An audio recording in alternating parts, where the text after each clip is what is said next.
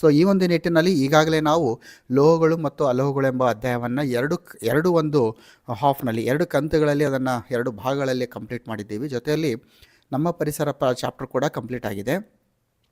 So ಪ್ರತಿನಿತ್ಯ ನಾವು ಏನು ಮಾಡ್ತಾಯಿದ್ದೀವಿ ಅಂದರೆ ವಿದ್ಯಾರ್ಥಿಗಳು ಶಾಲೆಯ ನಂತರ ಮನೆಗೆ ಹೋದ ಮೇಲೆ ಸೊ ಮನೆಯಲ್ಲಿ ಕೂಡ ಆ ಒಂದು ವಿಜ್ಞಾನದಲ್ಲಿ ಕಲಿಕೆಯಲ್ಲಿ ತೊಡಗಬೇಕು. ಆ ಒಂದು ನಿಟ್ಟಿನಲ್ಲಿ ಯೂಟ್ಯೂಬ್ ಲೈವ್ ಕ್ಲಾಸಸನ್ನು ತೆಗೆದುಕೊಳ್ತಾ ಇದ್ದೀವಿ.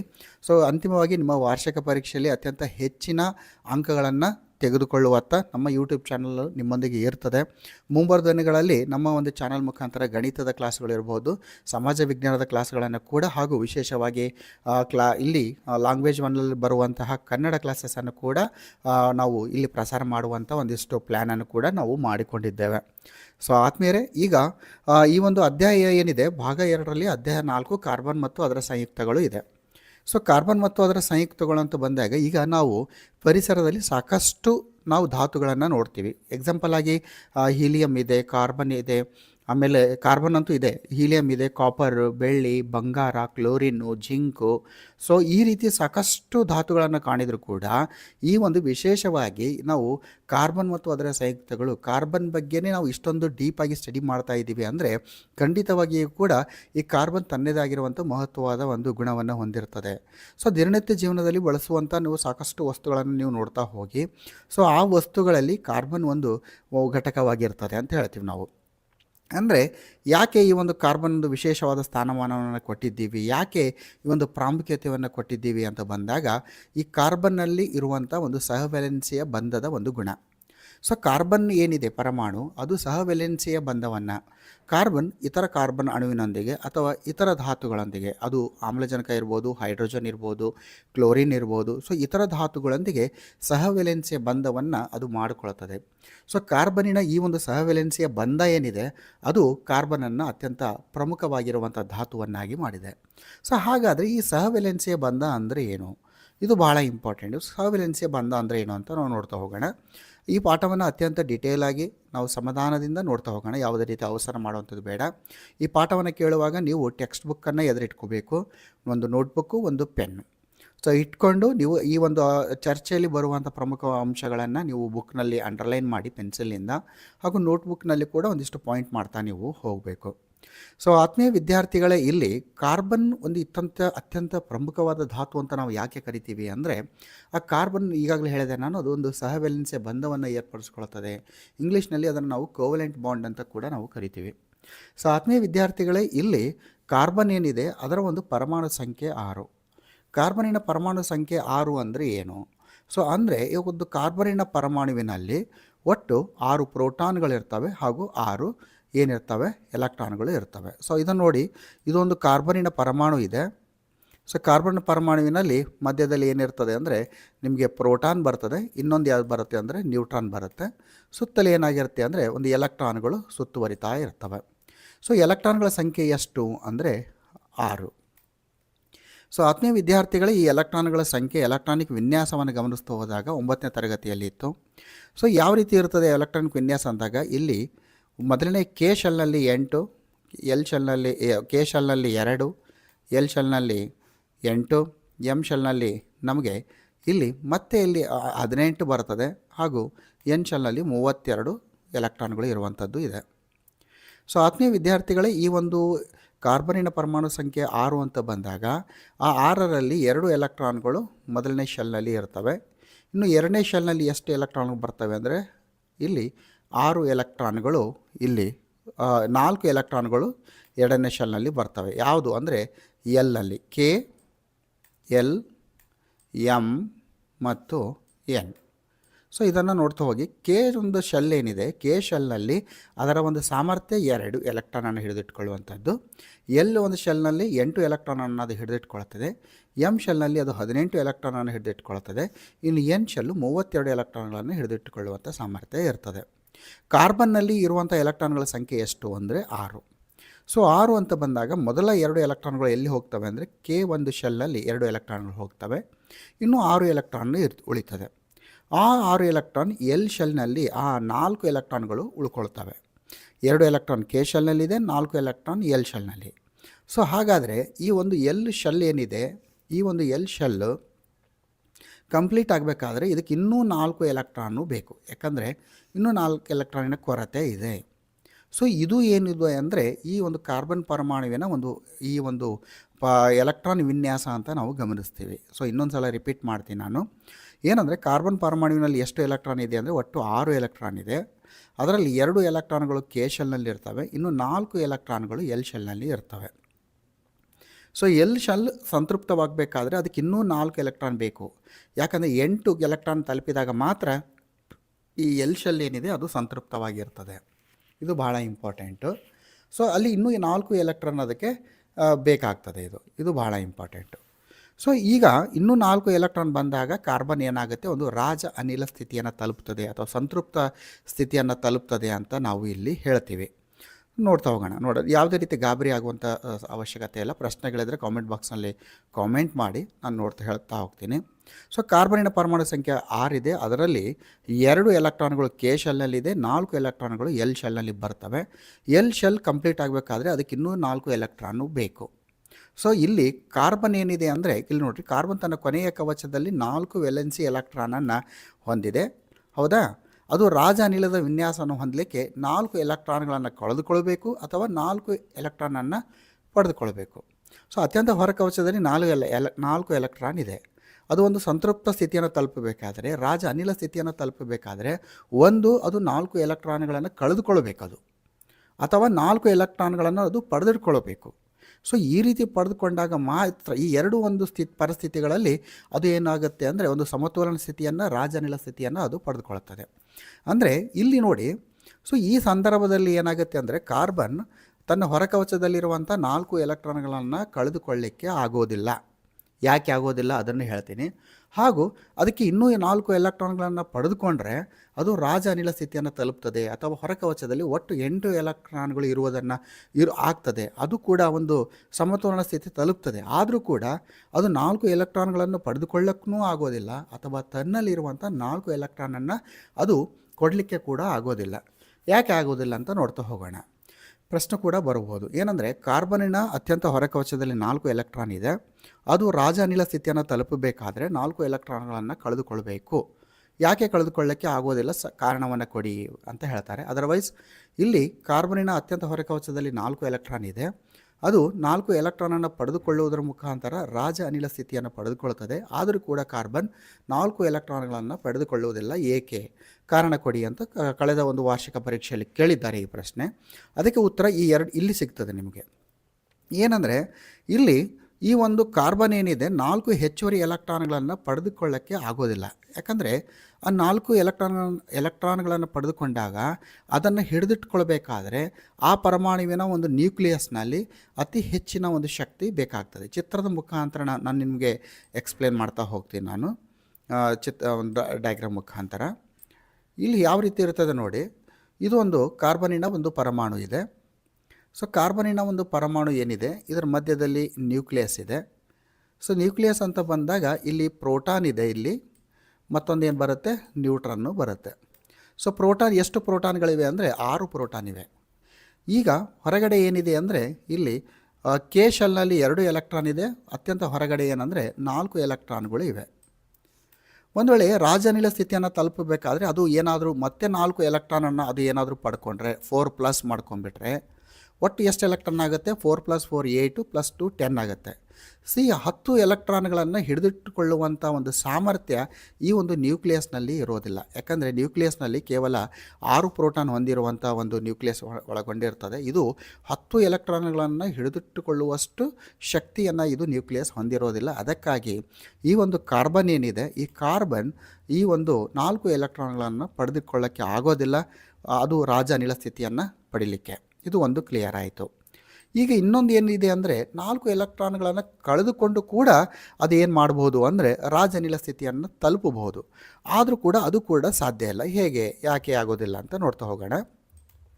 ಮತ್ತು ಡಯಾಗ್ರಾಮ್ ಮುಖಾಂತರ ಎಕ್ಸ್ಪ್ಲೇನ್ ಮಾಡ್ತೀನಿ ನಾನು.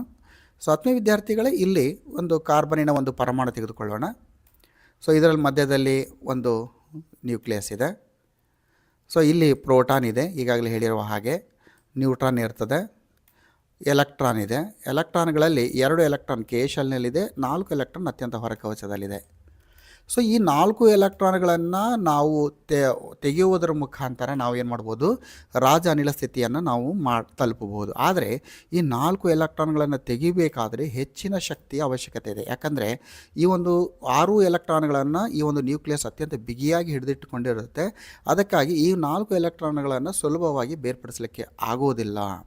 ಸೊ ಅದಕ್ಕೆ ಏನಾಗುತ್ತೆ ಅಂದರೆ ಒಂದು ಗಮನಿಸಬೇಕಾಗಿರುವಂಥದ್ದು ನಮಗೆ ಏನಂದರೆ, ಈ ಒಂದು ಕಾರ್ಬನಿನ ಅತ್ಯಂತ ಹೊರಕವಚದಲ್ಲಿ ಇರುವಂಥ ಎಲೆಕ್ಟ್ರಾನ್ ಏನಿದೆ, ಸೊ ಆ ಎಲೆಕ್ಟ್ರಾನ್ಗಳಲ್ಲಿ 4 ಎಲೆಕ್ಟ್ರಾನ್ ಕಳೆದುಕೊಳ್ಳಕ್ಕೂ ಆಗೋದಿಲ್ಲ, ಅಥವಾ ಹೆಚ್ಚುವರಿ 4 ಎಲೆಕ್ಟ್ರಾನ್ಗಳನ್ನು ಪಡೆದುಕೊಳ್ಳಕ್ಕೂ ಆಗೋದಿಲ್ಲ. ಸೊ ಇಂಥ ಒಂದು ಸಂದರ್ಭದಲ್ಲಿ ಆದರೆ ಪ್ರತಿಯೊಂದು ನಿಸರ್ಗದಲ್ಲಿರುವಂಥ ಪ್ರತಿಯೊಂದು ಧಾತು ರಾಜ ಅನಿಲ ಸ್ಥಿತಿಯನ್ನು ತಲುಪಲಿಕ್ಕೆ ಪ್ರಯತ್ನವನ್ನು ಮಾಡುತ್ತೆ. ಸೊ ಆವಾಗ ಏನಾಗುತ್ತೆ ಅಂದರೆ, ಈ ಕಾರ್ಬನ್ ಏನು ಮಾಡುತ್ತೆ ಅಂದರೆ, ಈ ತನ್ನಲ್ಲಿರುವಂಥ ಅತ್ಯಂತ ಹೊರಕವಚದಲ್ಲಿ ಎಷ್ಟಿದೆ, 4 ಎಲೆಕ್ಟ್ರಾನ್, ಒಟ್ಟಿರುವಂಥದ್ದು 6, ಹೊರಕವಚದಲ್ಲಿರುವಂಥ ಎಲೆಕ್ಟ್ರಾನ್ ಎಷ್ಟು, 4. ಸೊ ಈ ಎಲೆಕ್ಟ್ರಾನ್ಗಳನ್ನು ಅದು ಏನು ಮಾಡುತ್ತೆ, ಇತರ ಕಾರ್ಬನ್ ಪರಮಾಣುವಿನೊಂದಿಗೆ ಹಂಚಿಕೊಳ್ಳುವುದರ ಮುಖಾಂತರ, ಅಥವಾ ಇತರ ಕಾರ್ಬನನ್ನು ಹೊರತುಪಡಿಸಿ ಇತರ ಧಾತುಗಳೊಂದಿಗೆ ಕೂಡ ಹಂಚಿಕೊಳ್ಳುವುದರ ಮುಖಾಂತರ ಅದೇನು ಮಾಡ್ತದೆ ಅಂದರೆ ರಾಜ ಅನಿಲ ಸ್ಥಿತಿಯನ್ನು ತಲುಪ್ತದೆ ಅಂತ ನಾವು ಹೇಳ್ತೀವಿ. ಅಂದರೆ ಈ ಕಾರ್ಬನಿಗೆ 2 ಸಮಸ್ಯೆ ಇದೆ. ಏನಂದರೆ, ತನ್ನಲ್ಲಿರುವಂಥ ಕಾರ್ಬನನ್ನು ಕೊಡಲಿಕ್ಕೂ ಸಾಧ್ಯವಿಲ್ಲ, ಅಥವಾ 4 ಹೆಚ್ಚುವರಿ ಎಲೆಕ್ಟ್ರಾನ್ಗಳನ್ನು ಅದು ಪಡಿಲಿಕ್ಕೂ ಕೂಡ ಸಾಧ್ಯ ಇಲ್ಲ. ಅಂದರೆ ಕಾರ್ಬನ್ ತನ್ನ ಹೊರಕವಚದಲ್ಲಿರುವಂಥ 4 ಎಲೆಕ್ಟ್ರಾನ್ಗಳನ್ನು ಕಳೆದುಕೊಳ್ಳಕ್ಕೂ ಸಾಧ್ಯ ಇಲ್ಲ, ಅಥವಾ 4 ಎಲೆಕ್ಟ್ರಾನ್ಗಳನ್ನು ಬೇರೆ ಧಾತುಗಳಿಂದ ಪಡೆದುಕೊಂಡು ರಾಜ ಅನಿಲ ಸ್ಥಿತಿಯನ್ನು ಪಡೆದುಕೊಳ್ಳಕ್ಕೂ ಕೂಡ ಸಾಧ್ಯ ಇಲ್ಲ. ಸೊ ಇಂಥ ಒಂದು ಸ್ಥಿತಿಯನ್ನು ಅದು ಯಾವ ರೀತಿ ಅದನ್ನು ಸಮತೋಲನಗೊಳಿಸ್ತದೆ, ಯಾವ ರೀತಿ ಅದನ್ನು ಸರಿದೂಗಿಸ್ತದೆ ಅಂದರೆ, ತನ್ನಲ್ಲಿರುವಂಥ ಎಲೆಕ್ಟ್ರಾನನ್ನು ಬೇರೆ ಧಾತುಗಳೊಂದಿಗೆ ಹಂಚಿಕೊಳ್ಳುತ್ತದೆ. ಇದನ್ನು ಸಹವೆಲೆನ್ಸಿಯ ಬಂಧ ಅಂತ ನಾವು ಹೇಳ್ತೀವಿ. ಸೊ ಅದು ಯಾವ ರೀತಿ ಹಂಚಿಕೊಳ್ಳುತ್ತದೆ ಅಂದರೆ, ಒಂದು ಕಾರ್ಬನ್ ಬೇರೆ ಕಾರ್ಬನ್ ಧಾತುವಿನೊಂದಿಗೆ ಹಂಚಿಕೊಳ್ಬೋದು, ಅಥವಾ ಇತರ ಧಾತುಗಳೊಂದಿಗೆ ಹಂಚಿಕೊಳ್ಬೋದು. ಸೊ ಇದಕ್ಕೆ ನಾನು ಒಂದು ಡಯಾಗ್ರಾಮ್ ಮುಖಾಂತರ ನಿಮಗೆ ಎಕ್ಸ್ಪ್ಲೇನ್ ಮಾಡ್ತೀನಿ ನಾನು. ಸೊ ಆತ್ಮೀಯ ವಿದ್ಯಾರ್ಥಿಗಳೇ, ಇದು ಒಂದು ಡಯಾಗ್ರಾಮ್ ಇದೆ. ಏನಿದೆ ಅಂದರೆ, ಇದು ಒಂದು ಕಾರ್ಬನಿನ ಪರಮಾಣು. ಇದನ್ನು ನಾನು ಇನ್ನೊಂದು ಸ್ವಲ್ಪ ಅದನ್ನು ನೀಟಾಗಿ ಎಕ್ಸ್ಪ್ಲೇನ್ ಮಾಡುವಂಥ ಪ್ರಯತ್ನ ಮಾಡ್ತೀನಿ ನಾನು. ಸೊ ಇದು ಒಂದು ಕಾರ್ಬನಿನ ಒಂದು ಪರಮಾಣು ಇದೆ. ಸೊ ಈ ಒಂದು ಕಾರ್ಬನಿನ ಪರಮಾಣುವಿನಲ್ಲಿ ಏನಾಗಿದೆ ಅಂದರೆ, ಒಟ್ಟು ಎಷ್ಟಿದೆ ಎಲೆಕ್ಟ್ರಾನ್ಗಳು, ಹೊರಕವಚದಲ್ಲಿ 4 ಎಲೆಕ್ಟ್ರಾನ್ಗಳು ಬರ್ತವೆ. ಇಲ್ಲಿ 4 ಎಲೆಕ್ಟ್ರಾನ್ಗಳು ಬರ್ತವೆ. ಇದು ಒಂದು ಎಲೆಕ್ಟ್ರಾನ್ ಇದೆ. ಸೊ 4 ಎಲೆಕ್ಟ್ರಾನ್ಗಳು ಬರ್ತವೆ. ಇದಕ್ಕೆ ಇನ್ನೂ 4 ಎಲೆಕ್ಟ್ರಾನ್ಗಳ ಅವಶ್ಯಕತೆ ಇದೆ. ಸೊ ಇದನ್ನು ನಾವು ಯಾವ ರೀತಿ ಮಾಡ್ಬೋದು ನೋಡ್ತಾ ಹೋಗೋಣ. ಇಲ್ಲಿ 4 ಎಲೆಕ್ಟ್ರಾನ್ಗಳಿದೆ. ಇದಕ್ಕೆ ಇನ್ನೂ 4 ಎಲೆಕ್ಟ್ರಾನ್ಗಳ ಅವಶ್ಯಕತೆ ಇದೆ. ಸೊ ಇದನ್ನು ಯಾವ ರೀತಿ ಸಹವೆಲೆನ್ಸಿಯ ಬಂಧದ ಮುಖಾಂತರ ಅದು ಸರಿ ಮಾಡ್ಕೊಳ್ತದೆ ಅಂತ ನೋಡ್ತಾ ಹೋಗೋಣ. ಸೊ ಇಲ್ಲಿ ಹೈಡ್ರೋಜನ್ ತೆಗೆದುಕೊಳ್ಳೋಣ. ಇಲ್ಲೊಂದು ಹೈಡ್ರೋಜನ್ ಪರಮಾಣು. ಸೊ ಇಲ್ಲೊಂದು ಹೈಡ್ರೋಜನ್ ಪರಮಾಣು ಇದೆ, ಹಾಗೂ ಇಲ್ಲೊಂದು ಹೈಡ್ರೋಜನ್ ಪರಮಾಣು ಇದೆ. ಸೊ ಇಲ್ಲೇನಾಗುತ್ತೆ, ಹೈಡ್ರೋಜನ್ ಏನಿದೆ, ಸೊ ಹೈಡ್ರೋಜನ್ನ ಏನಂದರೆ, ಇದು ಹೈಡ್ರೋಜನ್ನು, ಮಧ್ಯದಲ್ಲಿರುವಂಥದ್ದು ಕಾರ್ಬನ್ ಇದೆ, ಇದು ಹೈಡ್ರೋಜನ್. 4 ಹೈಡ್ರೋಜನ್ ಪರಮಾಣುಗಳು ನೋಡಿ. ಸೊ ಇಲ್ಲಿ ಹೈಡ್ರೋಜನ್ನಲ್ಲಿ ಕೂಡ 1 ಎಲೆಕ್ಟ್ರಾನ್ ಇರ್ತದೆ. ಹೈಡ್ರೋಜನ್ ಪರಮಾಣು ಸಂಖ್ಯೆ ಎಷ್ಟಿದೆ ಅಂದರೆ 1 ಇದೆ ನೋಡಿ. ಪ್ರತಿಯೊಂದು ಹೈಡ್ರೋಜನಲ್ಲಿ ಒಂದೊಂದು ಏನಿದೆ ಅಂದರೆ ಎಲೆಕ್ಟ್ರಾನ್ಗಳಿದೆ. ಸರಿ. ಸೊ ಹೈಡ್ರೋಜನಿನ ಒಂದು ಪರಮಾಣು ಸಂಖ್ಯೆ ಅಂದರೆ ಪರಮಾಣು ಸಂಖ್ಯೆ ಎಷ್ಟು ಅಂದರೆ 1, ಅಂದರೆ ಎಲೆಕ್ಟ್ರಾನ್ ಕೂಡ 1 ಇರ್ತದೆ. ಕಾರ್ಬನ್ ಅಂತ ಬಂದಾಗ ಏನಾಗುತ್ತೆ ಅಂದರೆ, ಅದರ ಅತ್ಯಂತ ಹೊರಕವಚದಲ್ಲಿ 4 ಎಲೆಕ್ಟ್ರಾನ್ಗಳು ಇರ್ತವೆ. ಸೊ ಇಲ್ಲಿ ಕಾರ್ಬನ್ಗೆ ಏನು ಬೇಕು ಅಂದರೆ ಇನ್ನೂ 4 ಎಲೆಕ್ಟ್ರಾನ್ಗಳು ಬೇಕು. ಇನ್ನು ಹೈಡ್ರೋಜನ್ಗೆ ಏನು ಬೇಕು ಅಂದರೆ 1 ಎಲೆಕ್ಟ್ರಾನ್ ಪಡೆದುಕೊಂಡ್ರೆ ಅದೇನಾಗುತ್ತೆ ಅಂದರೆ ರಾಜ ಅನಿಲ ಸ್ಥಿತಿಯನ್ನು ಅದು ತಲುಪ್ತದೆ. ಸೊ ಇಂಥ ಪರಿಸ್ಥಿತಿಯಲ್ಲಿ ಏನಾಗುತ್ತೆ ಅಂದರೆ, ಕಾರ್ಬನ್ ಏನು ಮಾಡುತ್ತೆ, ಇಲ್ಲಿ 4 ಹೈಡ್ರೋಜನ್ ಪರಮಾಣುಗಳೊಂದಿಗೆ ಸಹವೆಲೆನ್ಸಿಯ ಬಂಧವನ್ನು ಮಾಡಿಕೊಳ್ತದೆ. ಸಹವೆಲೆನ್ಸಿಯ ಬಂಧ ಅಂದರೆ ಇಲ್ಲಿ ಎಲೆಕ್ಟ್ರಾನ್ಗಳನ್ನು ಹಂಚಿಕೊಳ್ಳುವಂಥದ್ದು. ಇಲ್ಲಿ ಎಲೆಕ್ಟ್ರಾನ್ ಕೊಡೋದಿಲ್ಲ, ಎಲೆಕ್ಟ್ರಾನನ್ನು ಪಡೆದುಕೊಳ್ಳೋದಿಲ್ಲ, ಇಲ್ಲಿ ಎಲೆಕ್ಟ್ರಾನ್ಗಳನ್ನು ಹಂಚಿಕೊಳ್ಳುತ್ತದೆ. ಸೊ ಆತ್ಮೀಯ ವಿದ್ಯಾರ್ಥಿಗಳೇ, ಇಲ್ಲಿ ತಾವು ಗಮನಿಸಬೇಕು. ಇಲ್ಲಿ ಏನಿದೆ, ಒಂದು ಸ್ವಲ್ಪ ಕಲರ್ ಚೇಂಜ್ ಮಾಡಿ ಎಕ್ಸ್ಪ್ಲೇನ್ ಮಾಡಲಿಕ್ಕೆ ನಾನು ಟ್ರೈ ಮಾಡ್ತೀನಿ ನಾನು. ಸೊ ಇಲ್ಲಿ ತಾವೇನು ಗಮನಿಸ್ತಾ ಇದ್ದೀರಿ, ಇದು ಗ್ರೀನ್ ಕಲರ್ಸ್ ಏನಿದೆ, ಈ ಎಲೆಕ್ಟ್ರಾನ್ಗಳು ಯಾರ್ದು ಅಂದರೆ ಕಾರ್ಬನಿನ ಒಂದು ಎಲೆಕ್ಟ್ರಾನ್ಗಳು. ಇನ್ನು ಹೈಡ್ರೋಜನಿನ ಎಲೆಕ್ಟ್ರಾನ್ಗಳು ಯಾವುವು ಅಂದರೆ ಬ್ಲೂ ಕಲರ್ನಲ್ಲಿರುವಂಥದ್ದು ಯಾವುದು ಅಂದರೆ ಹೈಡ್ರೋಜನ್ ಪರಮಾಣುವಿನ ಎಲೆಕ್ಟ್ರಾನ್ಗಳು. ಓಕೆ. ಸೊ ಇಲ್ಲಿ ಏನಾಗುತ್ತೆ ನೋಡಿ, ಕಾರ್ಬನ್ಗೆ ಇನ್ನೂ 4 ಎಲೆಕ್ಟ್ರಾನ್ ಬೇಕಾಗಿತ್ತು. ಆ 4 ಎಲೆಕ್ಟ್ರಾನ್ಗಳನ್ನು ಹೈಡ್ರೋಜನ್ನಿಂದ 4 ಹೈಡ್ರೋಜನ್ ಪರಮಾಣುಗಳಿಂದ 4 ಎಲೆಕ್ಟ್ರಾನ್ಗಳನ್ನು ಅದು ಪಡೆದುಕೊಳ್ಳುತ್ತದೆ. ಸೊ ಒಟ್ಟಾರೆಯಾಗಿ ತಾವು ಗಮನಿಸ್ತಿದ್ದೀರಿ, ಇದು ಒಟ್ಟು 8 ಎಲೆಕ್ಟ್ರಾನ್ಗಳಿದೆ ಕಾರ್ಬನ್ ಸುತ್ತಲೂ. ಸೊ ಇದರಿಂದ ಏನಾಗುತ್ತೆ ನೋಡಿ, ಇಲ್ಲಿ ನಾನು ಎಕ್ಸ್ಪ್ಲೇನ್ ಮಾಡಿರ್ತೀನಿ ನಿಮಗೆ. ಓಕೆ, ಇಲ್ಲಿ ನಿಮಗೆ ಕಾರ್ಬನ್ ಇದೆ. ಕಾರ್ಬನ್ನಲ್ಲಿ 4 ಎಲೆಕ್ಟ್ರಾನ್ ಯಾರ್ದು? ಸೊ 4 ಎಲೆಕ್ಟ್ರಾನ್ ಯಾರ್ದು ಅಂದರೆ ಇದು ಕಾರ್ಬನ್ನಿನ ಎಲೆಕ್ಟ್ರಾನ್ಗಳಿದೆ. ಇನ್ನೂ 4 ಎಲೆಕ್ಟ್ರಾನ್ಸ್ ಯಾವುದು ಅಂದರೆ ಅದು ಹೈಡ್ರೋಜನ್ನಲ್ಲಿರುವಂತಹ ಎಲೆಕ್ಟ್ರಾನ್ಸ್ಗಳು. ನೋಡಿ, 4 ಕಲರ್ ಚೇಂಜ್ ಮಾಡಿ ನಿಮಗೆ ಎಕ್ಸ್ಪ್ಲೇನ್ ಮಾಡುವಂಥ ಒಂದು ಪ್ರಯತ್ನವನ್ನು ನಾನು ಮಾಡ್ತಾ ಇದ್ದೀನಿ. ಸ್ಕ್ರೀನ್ಶಾಟ್ ಕೂಡ ತೆಗೆದುಕೊಳ್ಬೋದು, ಇದು ತದನಂತರ ನೋಡಲಿಕ್ಕೆ ಆಗುತ್ತೆ, ಅಥವಾ ವೀಡಿಯೋನ 2-3 ಸಲ ನೋಡಿದರೆ ಈಸಿ ಆಗುತ್ತೆ. ನೋಡಿ, ಸಹವೆಲೆನ್ಸಿ ಬಂಧ ಯಾವ ರೀತಿ ಆಗಿದೆ ತಾವು ಗಮನಿಸಬೇಕಿಲ್ಲಿ. ಸೊ ಕಾರ್ಬನ್ ಏನಿದೆ, ಕಾರ್ಬನ್ನಲ್ಲಿ ನಾನು ಗ್ರೀನ್ ಕಲರ್ನಲ್ಲಿ ಎಲೆಕ್ಟ್ರಾನ್ ತೋರಿಸ್ತಾ ಇದ್ದೀನಿ. ಹೊರಕವಚದಲ್ಲಿ 4 ಎಲೆಕ್ಟ್ರಾನ್ಗಳಿವೆ, ಅದಕ್ಕೆ ಇನ್ನೂ 4 ಎಲೆಕ್ಟ್ರಾನ್ ಬೇಕು. ಇನ್ನು ಹೈಡ್ರೋಜನ್ ಪರಮಾಣುವಿಗೆ ಏನಂದರೆ ಕೇವಲ ಒಂದೇ ಎಲೆಕ್ಟ್ರಾನ್ ಇದೆ, ಅದು ರಾಜನಿಲ ಸ್ಥಿತಿಯನ್ನು ತಲುಪಬೇಕಾದರೆ ಅದಕ್ಕೆ ಇನ್ನೂ 1 ಎಲೆಕ್ಟ್ರಾನ್ ಬೇಕು. ಸೊ ಅವಾಗ ಏನಾಗುತ್ತೆ, ಈ ಕಾರ್ಬನ್ ಏನು ಮಾಡುತ್ತೆ, 4 ಹೈಡ್ರೋಜನ್ ಪರಮಾಣುಗಳೊಂದಿಗೆ ಬಂಧವನ್ನು ಏರ್ಪಡಿಸಿಕೊಳ್ಳುತ್ತದೆ. ನೋಡಿ, ಇಲ್ಲಿ ಕಾರ್ಬನ್ ಈ ಒಂದು ಹೈಡ್ರೋಜನ್ ಪರಮಾಣು ಗಮನಿಸಿ, ತಲಾ ಒಂದೊಂದು ಎಲೆಕ್ಟ್ರಾನ್ಗಳನ್ನು ಹಂಚಿಕೊಳ್ಳೋದ್ರ ಮುಖಾಂತರ ಬಂಧವನ್ನು ಏರ್ಪಡಿಸಿಕೊಂಡಿದೆ. ಅಂದರೆ ಇಲ್ಲಿ ನಾನು ಇನ್ನೊಂದು ಡೈಗ್ರಾಮನ್ನು ನಾನು ಇಳಿಸ್ತೀನಿ.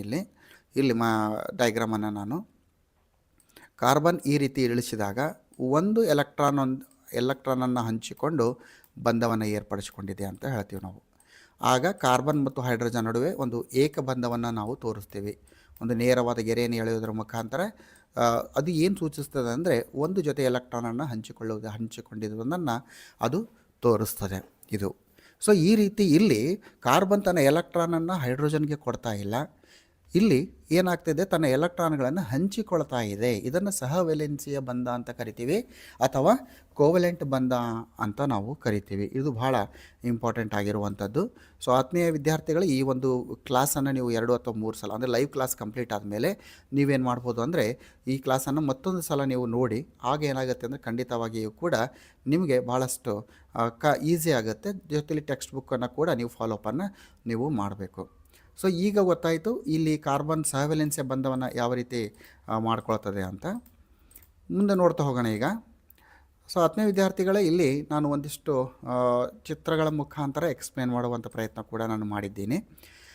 ಇಲ್ಲಿ ಸಹವೆಲೆನ್ಸಿಯ ಬಂಧ ಇಲ್ಲಿ ಉಂಟಾಗ್ತದೆ. ಇಲ್ಲಿ ಎಕ್ಸಾಂಪಲ್ ನೋಡ್ತಾ ಹೋಗೋಣ. ಇದು ಚುಕ್ಕೆ ಚಿತ್ರಗಳು ಕೂಡ ನಿಮಗೆ ವಾರ್ಷಿಕ ಪರೀಕ್ಷೆಯಲ್ಲಿ ಖಂಡಿತವಾಗಿ ಕೂಡ ಎಕ್ಸಾಮ್ನಲ್ಲಿ ಕೇಳ್ತಾರೆ. ಸಹವೆಲೆನ್ಸಿಯ ಬಂಧ ಹೈಡ್ರೋಜನ್ನಲ್ಲಿ ಹೇಗೆ ಆಗ್ತದೆ ನೋಡೋಣ ಇಲ್ಲಿ. ಸೊ ಹೈಡ್ರೋಜನ್ ಚಿತ್ರಗಳನ್ನು ಗಮನಿಸ್ತಾ ಇದ್ದೀರಿ, ನಾನು ಸ್ವಲ್ಪ ಡ್ರಾ ಮಾಡಿ ಕೂಡ ಅದನ್ನು ಎಕ್ಸ್ಪ್ಲೇನ್ ಮಾಡ್ತೀನಿ. ಇಲ್ಲೇನಂದರೆ ಇಲ್ಲೊಂದು ಹೈಡ್ರೋಜನ್ ಇದೆ. ಇಲ್ಲಿ ಹೈಡ್ರೋಜನ್ನಲ್ಲಿ ಎಷ್ಟು ಎಲೆಕ್ಟ್ರಾನ್ ಇದೆ? 1.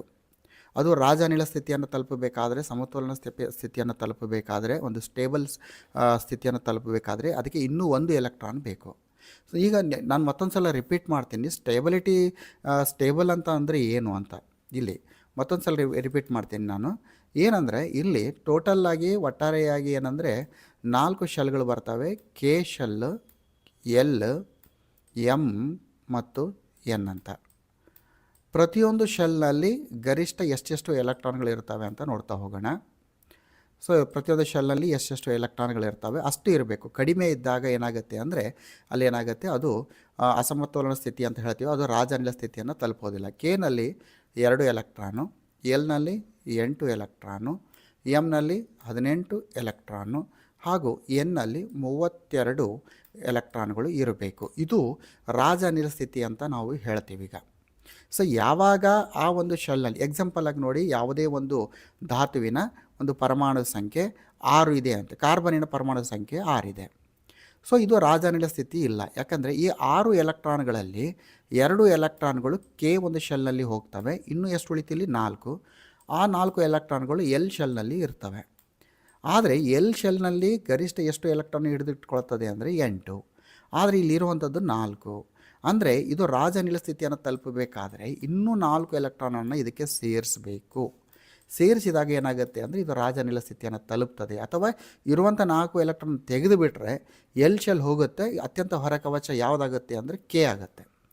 ಆದರೆ ಈಗಾಗಲೇ ನಾನು ಎಕ್ಸ್ಪ್ಲೇನ್ ಮಾಡಿರುವ ಹಾಗೆ ಕಾರ್ಬನ್ನಲ್ಲಿ 4 ಎಲೆಕ್ಟ್ರಾನನ್ನು ಸೇರಿಸಲಿಕ್ಕೆ ಸಾಧ್ಯ ಇಲ್ಲ, 4 ಎಲೆಕ್ಟ್ರಾನನ್ನು ಕೊಡಲಿಕ್ಕೆ ಕೂಡ ಸಾಧ್ಯ ಇಲ್ಲ. ಸೊ ಇಂಥ ಪರಿಸ್ಥಿತಿ ಬಂದಾಗ ನಮಗೇನಾಗುತ್ತೆ ಸಹವೆಲೆನ್ಸಿಯ ಬಂಧ ಬರ್ತದೆ ಅಂತ ನಾನು ನಿಮಗೆ ಈಗ ಎಕ್ಸ್ಪ್ಲೇನನ್ನು ಮಾಡಿದ್ದೆ. ಸೊ ರಿಪಿಟೇಷನ್ ಭಾಳ ಇಂಪಾರ್ಟೆಂಟ್ ಆಗ್ತದೆ ಇದು.